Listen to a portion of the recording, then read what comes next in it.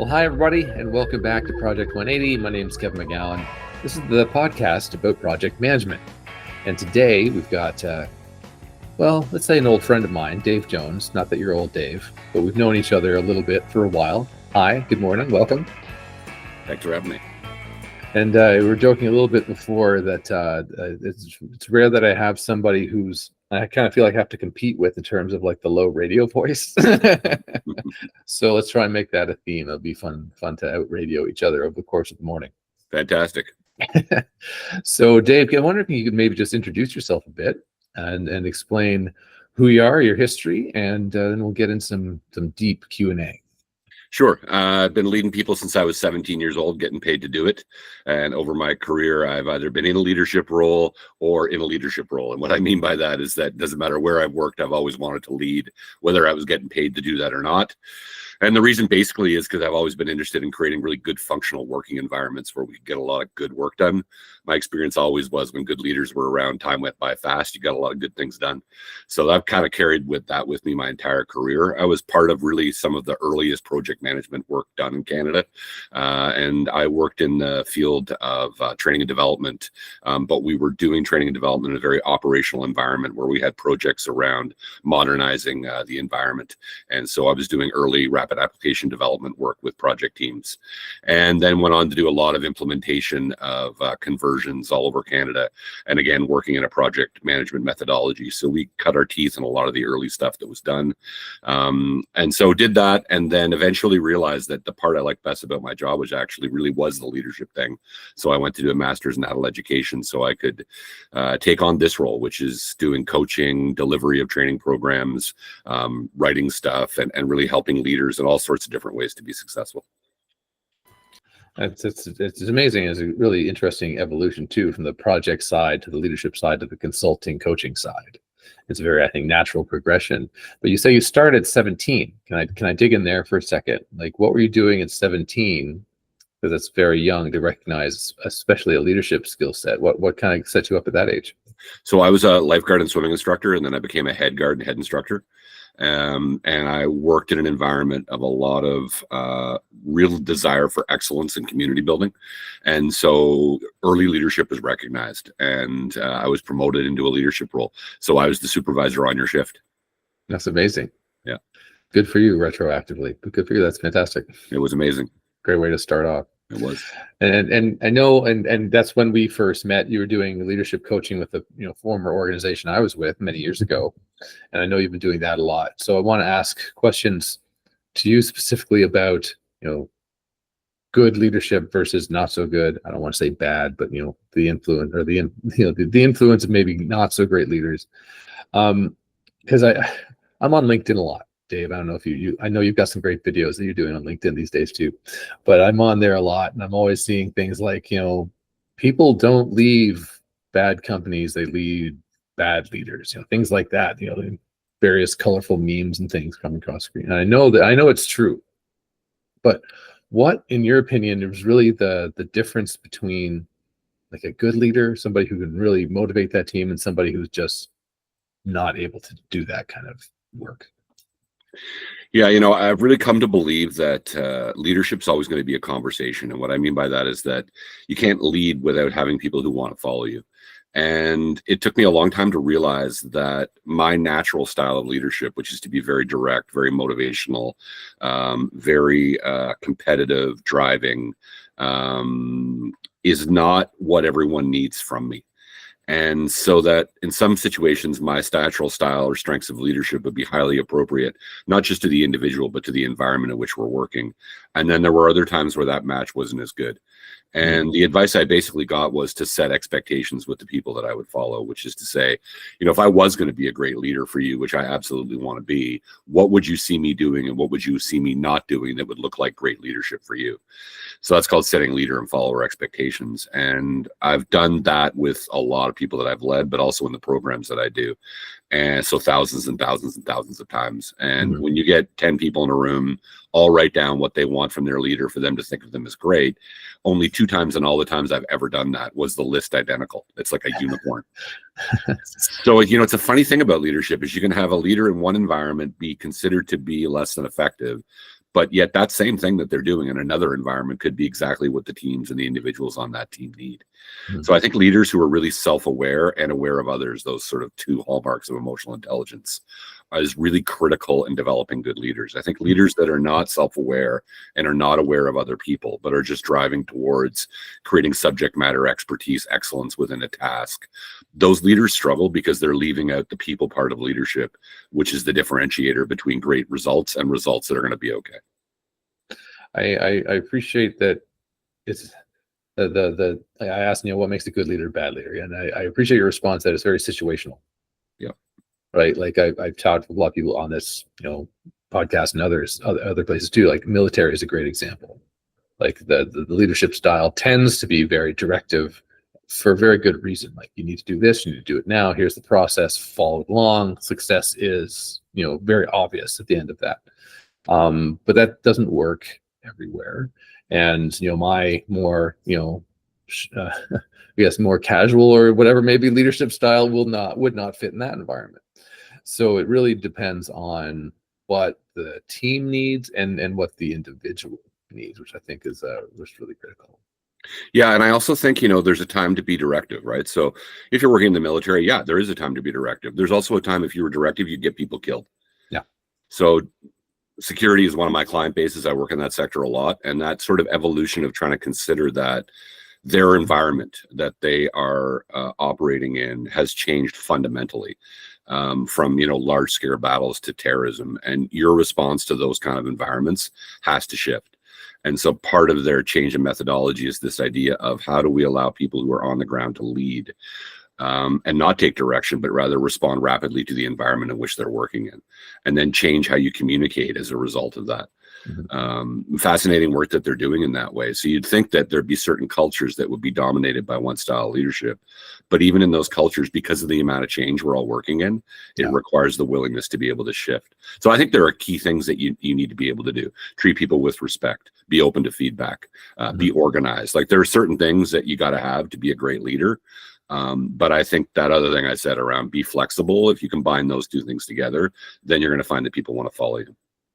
How do you do, not to get, oh, hi, someone just joined the call. Hi, Angel, can you mute, please? In terms of how you get someone there, maybe there's someone who is struggling with leadership on a specific team, a specific situation, and maybe they're not recognizing that. Because I think I fell victim to this myself early days of leadership, and like you're saying too, maybe in your lifeguard days even, like, this is what we're going to do, everybody, come on, fall, and it's not working. Like, how do you manage to talk to that person and persuade them maybe into a different style or to develop some different skills? Yeah, I think, one of the challenges in organizations is that when you become a leader, people leave you alone in this way. Spend a lot of time talking to you about, are you getting your objectives accomplished, and, what's going on with resources, that kind of stuff, tactical, operational stuff.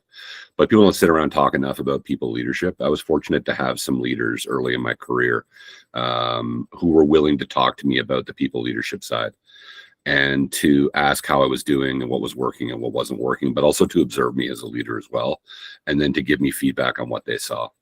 I think there's this model called conscious competence, and one of the places in this model is unconscious incompetence. So when you're trying to help someone to grow and develop as a leader, if they're unconsciously not fully competent at whatever they're doing, it's incredibly difficult to be able to improve. So one of the things they need is an or an open climate of feedback, so that they can get a sense of where their competence level is. And if you can move them from that unconscious incompetence place to a conscious incompetence place, that's an uncomfortable place to be, because then you have to decide, like, do I actually want to get better at this thing or not? I think some leaders don't want to get better at the things they're not good at. These are leaders I don't want to work for. I think there are other leaders who are willing to say, okay, that's interesting information. Now, what do I do with this? And then they start getting active in pursuing feedback from people and accepting that feedback without defensiveness, but rather with curiosity. Then they start looking for books, articles, development opportunities, conversations to try to improve themselves. Those are the kind of leaders I want to work for, and those are the kind of leaders I want to promote. Yeah. Well, I was in a meeting a couple of weeks ago, not a client, but some just basically conversation with some folks, and a question came up that she was struggling with a boss who was very, directive and very, made everybody uncomfortable in terms of, it was not necessarily yelling, but the behaviors weren't necessarily professional. And just get it done, just get it done. It's important, just get it done. And people had feedback on how to improve the process, how to get the widgets done more efficiently, whatever it was. But she was struggling with trying to just have that conversation and to reach out to this person and say, hey, I know what your goal is here, but there might be another way of approaching it. Mm-hmm. How would you suggest to someone who's in that kind of situation where the boss is maybe unconsciously, not so great at this, or unconsciously incompetent, as you say, but how do you maybe instruct their team to engage that conversation? Because they might just be completely unaware. How do you raise that awareness with someone? Yeah, it's a difficult thing, isn't it? I mean, I think if you look at an organization that has as one of its core values, open feedback, psychological safety, and trust, just those three right there. Mm-hmm. Then there's a window inside the organization to say, from a values place, I want to talk about how we're working together. And I just want to talk about our values in terms of how we're running our meetings, what's working and what's not working within that context. Are you open to having that explorative conversation? Mm-hmm. In other words, that you use the mechanisms or levers that are given to you by the organization to have what the folks who wrote Crucial Conversations would say is a crucial conversation. I think when the organization stands for something and practically we understand what that means, it's a lot easier for people who work in that organization to have that conversation because it's something that you don't shy away from, Yeah. A lot of organizations I work with don't have that kind of solid pillar in place, meaning they have some values, people don't really know what they are and they don't really know what to do with them. And if I was going to have this conversation, it would be really weird and I'd be risking myself politically. And so what people do is they just kind of take care of themselves and you got to figure it out on your own. And I think that's by far the majority that I see in organizations I work in. But in ones that are high functioning, me having that conversation with you about how we're talking to each other, that would not be weird. Yeah. So what I'm trying to help leaders to do is to understand that you can create that climate in your team. Even if your organization doesn't have it, you can have it.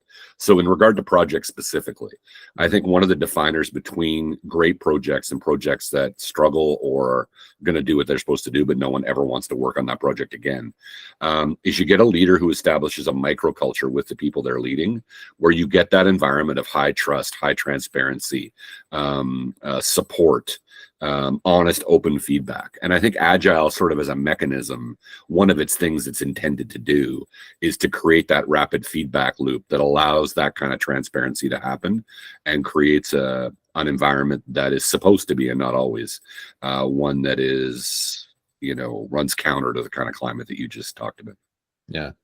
I mean, a couple points there. I think the Agile comes up a lot for a lot of good reasons, but I think it almost has a safety net for this built into it, right? Because if you're working on, say, software project and you're iterating every couple of weeks, there's always that feedback loop, and it's not necessarily about the person. Maybe it's a behavioral thing, or it's just the work didn't happen the way you thought it was going to. So it gives you that opportunity to have that feedback, and it really is baked in the theory of agile development, whatever your industry might be, in terms of giving just regular feedback on how things are going. And people can say, yep, try this one for a week, didn't work. What do you guys suggest for the next one? And it just gives that freedom to ask the questions and also to receive the input. Yeah, it's so important when you look at really highly successful organizations. We're reading a great book called The Culture Code right now by Daniel Coyle. And it's all about, his tagline is The Secrets of Highly Successful Groups. Mm-hmm. He's really brought together a lot of really interesting research, and this idea of having that transparency inside groups to be really open about what's working and not working. Like the way we're asking questions, I don't know if that's working. Can we try and ask questions in a different way and see if that doesn't help us to be successful in the next go? If you're in a group where that's just the way you work, no leader's going to get bent out of shape by that, because that's what we all do. Yeah. And I like structures that reinforce that. That's why I like using values, because it's a structure that's supposed to help you to have that kind of conversation. Yeah. What do you think of the term open door policy? I don't like it. I was throwing that. I was lobbing that over the softball. Not quite sure what you're going to say. I don't like it drives me crazy, because I've had Many leaders, managers, directors, whatever over the years, hey, I've got an open door policy. You've got something you want to talk about. You've got feedback. Come talk to me. And whenever I've acted on that, it generally hasn't gone very well. Right? Maybe I didn't frame things as well as I could have. I'll take some ownership. But generally, the leaders, a lot of the leaders I've worked with, say they have the open door, don't really. And you can say it, but you have to live it. Right. So I see a real distinction there between saying you have an open door policy and actually having the culture where feedback is appreciated. Yeah. I mean, what I'd like to have is an open door policy for emergencies and a process by which we're going to connect regularly so that we feel like we're there for each other. And also there's transparency so that there's structure and there is open door policies if something's going really wrong and you need someone to have your back. That I would always want my staff to feel like they have an open door policy on. Why I don't like open door policies generally is what you said, but also it interrupts people a lot. Yeah. And, in the world in which we work, we're getting interrupted all the time, and it really hurts the ability to do true quality generative work. So protecting people's ability to do generative work, I think, is so important, which is why in project work, meetings can kill you. Yeah. And, over meeting people, having them be too long, like we go on if you want to talk about that. But I think in project work, that idea of accessibility to people who are outside your core team and how that accessibility works and what's our communication strategy and tools very overtly that we're going to use to help us to be able to run a project successfully. I think most projects would benefit by spending a lot more effort on being very clear about their protocols, on open door, on emergencies, on communication tools, all that stuff. Because a lot of people don't want to participate in projects, especially when they're on the side, when it's something on top of my core work, because it just adds so much more work to what is already a really full plate. Yeah. So especially for SMEs who are joining your project, who are not part of the core project, but you really need to be successful, helping them to figure that out, I think, is really critical to having a successful project. Well, I think that those are good points too, because the side projects will sink you, or the project itself will just sink, right? Because generally that means that there's, oh yeah, it's not the biggest priority. This is your big priority, but work on this a little bit when you have time. Well, I don't really have. I don't like it becomes a bizarre resourcing complexity, right? Because we've got Dave working on this thing, but he's only doing a couple hours a week. But how effective can you be on anything, a couple hours a week, unless it's you're just catching up on your Netflix or something, right? Like you can't dedicate only a couple hours a week to really being successful on something. Yeah. Which leads to another point too, in terms of the project managers. And I want to remind, there's a few people on the call. If you want to have a stab at a question or a comment, feel free to hit either. You can click the raise hand button, or just type it in the chat if you like. I'll make sure I've got the chat window open. Project managers. I mean, this is geared at project people, and you've done a lot of that yourself, obviously. The classic project manager does not have direct reports necessarily. Mm-hmm. They're not the project owner. They are not the development manager. They are not the marketing manager. They're not the whatever that manager role might be. So from a project perspective, put your project hat on. How does someone who's maybe just coming into a new project, maybe with an existing team, let's kind of paint a scenario, lead with a bit, I guess, more influence? How do they develop that side of their role on the team, especially when they're new to a team that's trying to build something? Because there's leadership that comes with the nature of an org chart, right? You're the director, you're the boss, you have these 20 people reporting to you. That's one way. But then there's the way of just, we need to work together collaboratively and get this thing done. How does someone like that step in and start developing that? Yeah, this is something that I deal with a lot. There's different ways to look at it, but I have a framework that I find to be very helpful. So anybody on the call right now can do this. Just go ahead and take your hands, put them together like this, and just go ahead and press them together with some force. All right, doing it. And then stop. I want you to do it again. This time I want you to put your hands together like your life depends upon it. Like if you don't put your hands together hard, you're going to die. All right, go ahead, stop. So which way did you do it harder? The first way or the second way? They're both the same. second way is what most people say because of the way I set it up. If that wasn't you, that's weird. So most people, it's harder the second way. There's a difference between those two levels of effort, and that difference is the thing I'm going to call discretionary effort. In other words, in any task, in any project that you do, there's different levels of effort you can put into this thing. And one of them is your maximum level of effort, where you use all your discretionary effort. Could you use all your discretionary effort on every part of everything you do at work all the time? What would happen if you did? Yeah, not very good. Yeah. Well, you'd burn out is what most people say. Yeah. But further to that, you'd also be really annoying to everyone who works around you. Mm-hmm. In other words, if you're leading a project and you can't make the difference between tasks that really require an extra level of effort and those that don't, you're going to find that when you ask people to do stuff, they're not going to pay attention to you. But if you get the fact that something's super important, something's less important, then you start to be able to activate people's discretionary effort, which then brings in these two words called commitment and compliance. So when you're trying to influence people, do you want them to work from a place of commitment or compliance? In other words, if you're working from commitment, why are you doing stuff? Because you want to. If you're working from a compliance place, why are you doing things? Because you have to. So a lot of the project leaders I work with, if I ask them this question, do you want people working from commitment or compliance? Of course, their answer is commitment. If I ask them why that is, they'll say, well, they do better work. They're more persistent when things get tough.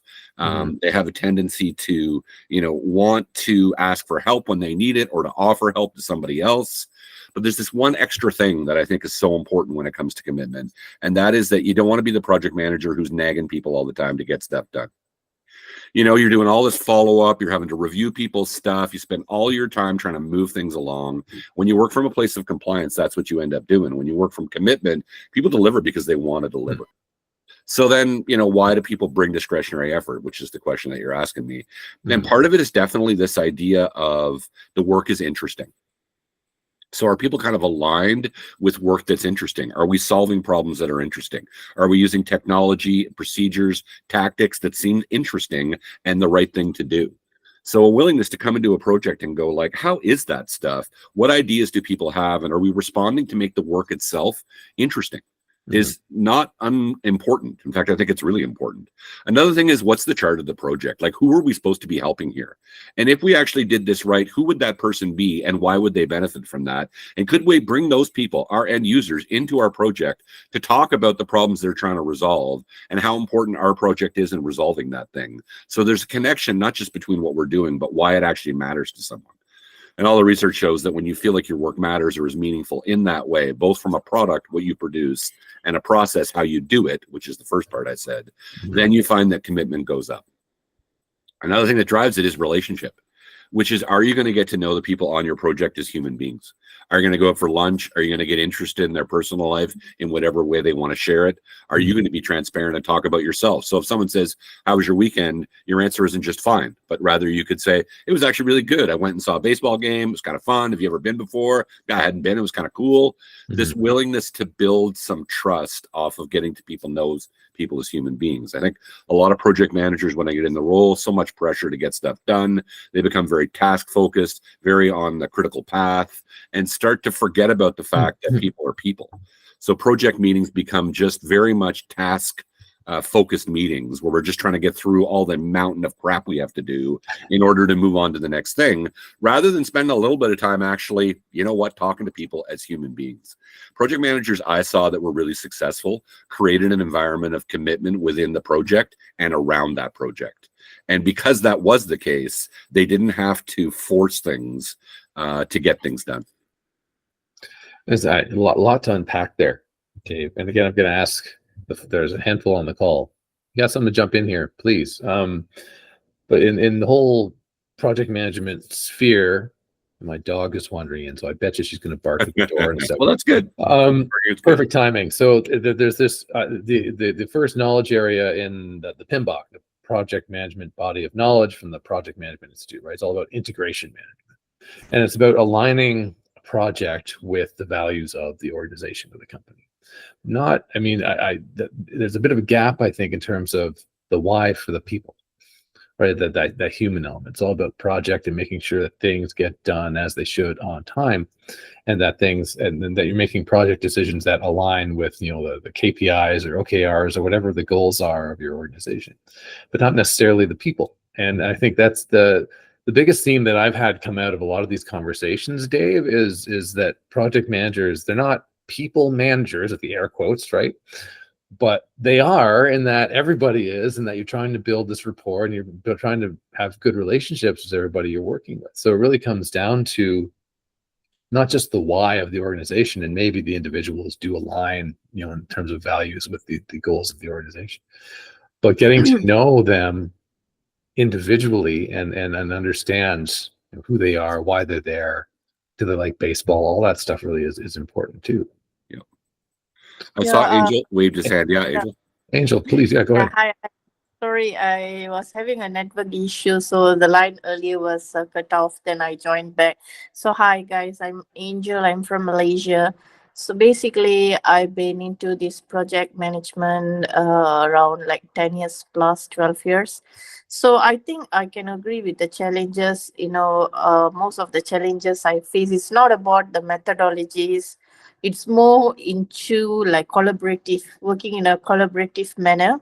So, like one of a recent project that I did for an oil and gas. So basically, we have to the project that I did with a client. So basically, I'm from production and exploration. So the challenges is the solution architects, all the team members. They lack the commitment, so it's more like compliance. So when it comes to a certain deliverables or action on their part, it's always a challenge for them to step up and come up with the idea or the task they're supposed to do. So if they always go back to the PM, they expect the PM to do end to end, in the sense of, even though it's a solution thing from the architect level. So there is a lack of commitment among the team members. So I try to foster the collaboration ways of working, even with the customer and also with the team members, the internal team members. So it takes some time for them to understand their role, also how the projects works. They can be technical from their perspective, but when it comes to a project management, it's like you have to be a team player to work in a collaborative manner. So that's mainly in every organization. When I join a company to do project, that is the main challenge. I'm also struggling on that part to sometimes, to get their commitment to get their task done.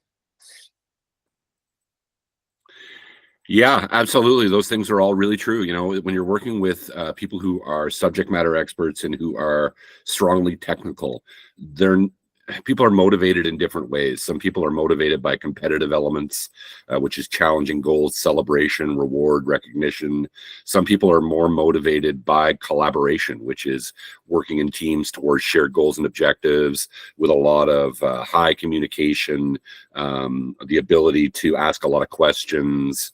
Some people really like that environment. It's very motivating. Some people are curious, and the ones you're talking about, typically I find that's their sort of sea of motivation, is curiosity, which means that they like to have time to do analysis, come up with solutions, do some break fix stuff, like really get into the meat and potatoes of what the problem is, compare it to best practices in other organizations, allow them to be critical of the plan that we have, and to be demonstrative of different ways of doing things, to really sort of embrace that curious aspect that they want to bring to the work, so that they don't just have to be highly collaborative, but also have space to flex their muscles when it comes to that curious space.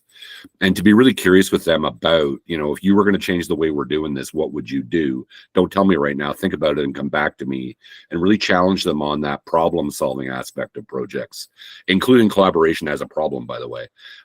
They might come up with some ideas themselves that would create some shared accountability for how to transform how you do the work, so the collaboration looks a bit different in that environment, but yet still helps people to reach their shared objectives.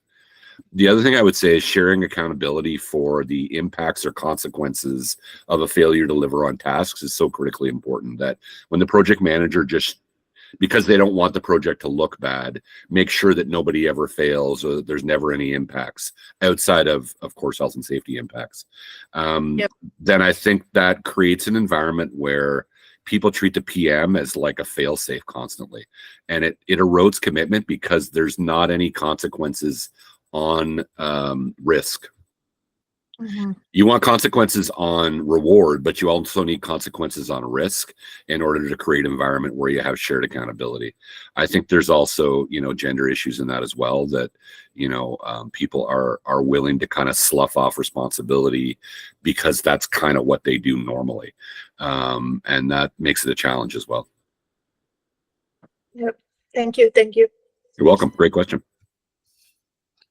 It's every team that the makeup is of every team is so completely different, and the strategy that I think we talked about this at the beginning, but the strategy of leading a team or project managing a team from one project to another is going to be completely different. The struggle that I see, I'll go pick on the agile world again, like the really religious Scrum people, like Scrum is the only way to do anything. They come in with a methodology. Say, okay, well, this is how we have to do our projects. This is how we have to manage the team. But it never works because you can't just walk in with a template and drop the template on an existing, team of people who are already doing things a particular way and they're already getting degrees of success, whatever. How do you kind of coach those coaches, right, to come in and maybe be more open, because it's about the the goals of the organization, yes, but it's also about the team and knowing the team and how they work. How do you come into a team, or how would you recommend to somebody coming in saying, and have them stop making a recommendation about a particular methodology on something? Yeah, I mean, I think it's important to distinguish, what you're trying to accomplish from how you're trying to accomplish it, and being really, really clear about what the markers are of success in both ways. In other words, if you're a professional athlete, you focus with a sports psychologist on what are the outputs that we're trying to create. In other words, what are the success criteria for what we're going to produce? But what they spend a whole lot more time on is what are the success criteria for the process of how we're going to go about doing this. And, being willing to recognize that your criteria as someone who's trying to come in to lead is only one set of what people are demarcating as their own success criteria. And to be willing to talk to people about what does success look like for you from an input point of view, from a point of view of how we're going to work with each other, and how does the methodology that I'm bringing in help you to get that success criteria? Where does it get in our way? And is there a way we could modify what we're doing that would allow you to feel like our process is solid from a success criteria point of view, for everybody who's participating in the project as much as possible? Culture is a really interesting thing. If you're going to go to Malaysia versus you're going to go to Great Britain or you're going to go to Newfoundland, you're going to find that people want to work differently as a result of the culture that's dominant where they are. So if you bring in a methodology like Scrum, it has a lot of inherent cultural components to it, which are going to violate a whole bunch of norms around how people want to treat each other while they're working. So if you were to talk to people about what's the success criteria around here about how we work with each other, and then you looked at your methodology, you'd be like, oh, we're going to need to adjust this a little bit. Otherwise, I'm going to get a lot of resistance, whether that's overt resistance, they tell me, or covert resistance, which is much more likely. This is going to be an impediment to me being successful. I think project managers need to be really overt, clear, and transparent about success criteria, not just with the teams that they lead, but also with their stakeholders as well. So the clients, obviously, but also the managers that you talked about earlier in our call, Kevin. Yeah. And then kind of mapping out that criteria, both from an input and an output perspective, being transparent with the team about that, and then being flexible in the way that we go about trying to create that criteria with each other. And then to celebrate our efforts in that way, so that a lot of feedback is celebratory. And then some of our feedback is constructive or responsive to the feedback that we're getting, both in terms of what we're producing, but also in terms of how we're producing it. Yeah. Well, I think that, like, we've talked around this a bit, I think too, but the culture is such that the feedback is always there. You're actually, some of your success criteria is going to be on just maintaining or improving the culture itself, not necessarily how the team is delivering product X, but actually how they interact, how the work happens. Employee satisfaction is another, buzzword, but that I've never been fond of. But you know what I mean? In that kind of realm, like how happy are the people while they're doing their jobs? Yeah, I mean, you want to create an environment on projects that people want to be there. That doesn't mean it can't be challenging. It doesn't mean you can't make mistakes. It doesn't mean we can't be held accountable. But you want the kind of place where you feel truly safe to do work that's going to be interesting and is going to be acknowledged with people that you care a little bit about. Like that's, those kinds of intangibles, if you want to call them that, are clearly what produces tangible results. And it's funny, you don't have to spend a ton of attention on that. But you have to spend some, is what I would say. Somebody walked by and my dog is freaking out. So, oh, good. Angel, please go ahead. You came off mute. Yeah, no worries. I think I can agree with that as well. The sharings. So most of the time, I think the feedback is always there. So it's always the other way. When it comes, can I ask some perspective on the, for example, on the stakeholder engagement? Like when it comes to a status update, right? Mostly when a project manager provides the status update, what are every week there is a steering co-meeting, and the project sponsor stakeholders, they come in, they just listen, and all they want interested is within the timeline, and if there is any issues or risk, they just hear it and they say, okay, that's about it, and there is no the next step to support those issues that require the management support. So it stops there during the weekly meetings, and the project manager send all the minutes of meeting, clearly putting it what is required in the template, in the deck, that these are the management support is required. But when it comes to the manager who's supposed to do that, they're quiet. So it goes back to the project manager to take up and find a solution. So how can I tackle in this situation? Yeah, I think I'd want to start with, looking at what's the quality of the relationship I have with that manager. And to what extent am I aware of the constraints that they're working under? Who do they work for? What access do they have to resources? How important is this project to what they're trying to accomplish overall in terms of priorities? Like to really do a deep dive and try to understand, from an empathy point of view, what's going on with them. And then with that information, which I would gather from people who know them, from previous projects they've worked with, by talking to them directly if I can, then, with that information to kind of say, what's the best way for me to support them in helping them to be more engaged in helping us to be successful, not just us, but them as well. And if there are certain limitations that they cannot move, then how do we acknowledge the truth of that? And what can we do on the project to mitigate risk, make adjustments, change our success criteria, rescope to reflect what can't change? And then to check with that manager and say, given the constraints I understand that you're working under, here's an adjustment to what we're doing. Are you okay with the adjustment? And if what comes back is, oh God, no, we can't make those adjustments, then you can say, okay, then I wonder how I can support you in the constraints that you're under that are making it difficult for you to be able to do the management responsibility side in order for help us to be able to get back on track. Having a relationship with someone's so important, and understanding the politics of that situation is so important as well, because there are some times when I can be really transparent in what I just said. And there are other times where the risk to me in my career, or even to the people working on my project, are so high that I can't do that. And then I'm playing politics, which is I'm trying to do the best I can with what I got and just make sure it doesn't blow up so massively that we all get kind of killed, and then do my best to sort of survive in the environment in which I find myself. Yeah, I think there are a few things I try to do something like that, so it can make sense with it. Yeah, thanks, Dave. Well, you're welcome. Dave, I really appreciate your response to Angel's question. And again, just a quick last call for questions, because we'll wrap up in about 5 minutes or so. So if anyone else has thoughts or questions, feel free to unmute in a second. But something I haven't talked about on this, I really thought about a whole lot in this sense, is the politics side. And some environments are deeply political, and there's alliances and there's complications with all that, and some are not. Some are a little more free form and relaxed. I certainly know my preferences, and I'm sure there's maybe things to be gained in a politically hot environment. but how would you navigate in an environment like that when you are trying to manage a team or a project, when you're really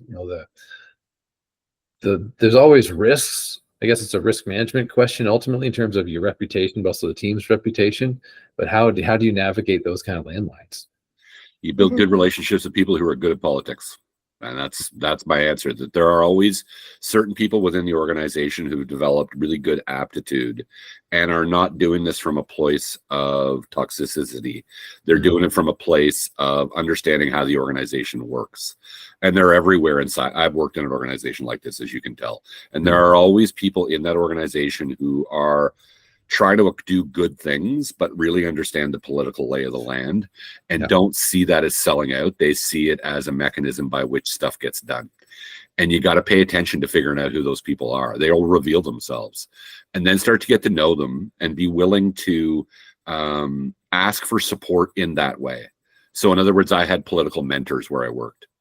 Where I would go to them and say, like, here's what's going on. Help me to understand what the politics is in this situation. What should I do and not do? And oh my God, was that ever incredibly helpful? Like, seriously. Just being right does not do it, unfortunately. Like, it's more than just being right. And that was a hard lesson for me to learn, for sure.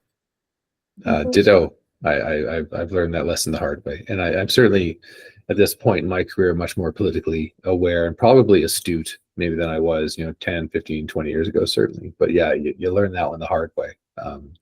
Especially when things don't go the way you thought they would. You know what I mean? So you do something and you're like, well, that's really weird. What just happened there? And this would happen to me in meetings where somebody said something and I'm like, well, that's a weird thing for them to say. Like, why would they say that? And then I try to talk to somebody who knew the lay of the land over there better than I did and say, this is what was said. Where's that coming from? Oh, do you know about this thing? I didn't know about that thing. Well, that's why that's happening. Oh, okay. So I think being really curious when things don't make sense is a great way to look at politics, because it does make sense. It's just you don't understand why it makes sense is often what's actually going on. Well, look, Dave, I want to give you an opportunity. I know you consult. I know you coach. Where can people get in touch with you? So they can go to, like to. For sure. They can join me on LinkedIn, which would be great. We have weekly videos that come out, 1-minute videos that are kind of fun and very applicable in terms of leadership tools and skills. So if you join me on LinkedIn, you'll get those as part of your feed. But also you can go to davejonesconsultants.com. And from there, you'll see all the things that I'm engaged in. And there's lots of different ways to interact with me. And then through LinkedIn, through the community that I'm a part of as well. Thanks for that, Kevin. Of course. Sure. We'll check it out. 1 minute, can I ask, like, Kevin, Dave, I think I joined a bit late. I didn't get your introduction. I'm sorry. Can I have some brief introduction from yourself? Yeah, for sure. So I do leadership development work where I do public programs where people come and take a leadership development program with me for people who are in a leadership position without the title and people who do have the title. I do one-on-one coaching with a variety of leaders from all over the world. And then I do like keynote speaking, that kind of thing. And another thing that I do is I come in and work with leaders, so project leaders with their team, to come in and do some team building and structure stuff around how people are working with each other to help them to be more successful. So I do that with project teams, but also with managers and their teams, directors and their teams as well. And so that's the space that I get to work in. Yep. Thank you. You're welcome. Thanks for the question. Yep. See, everybody loves Dave. That's great. Well, look, with that, it is just 9:50 Eastern time. Maybe we'll wrap it up there. We've got 10 minutes before people have to run on to their next meetings or calls or whatever. But Dave, I want to say thank you very much for chatting with me today, with us today. It's been a real pleasure. Thank you, Kevin, and thanks everyone for coming today. Thank Appreciate you. it. Thank you. Thank you, Dave. Thank you, Kevin. Thanks, everyone. Take care.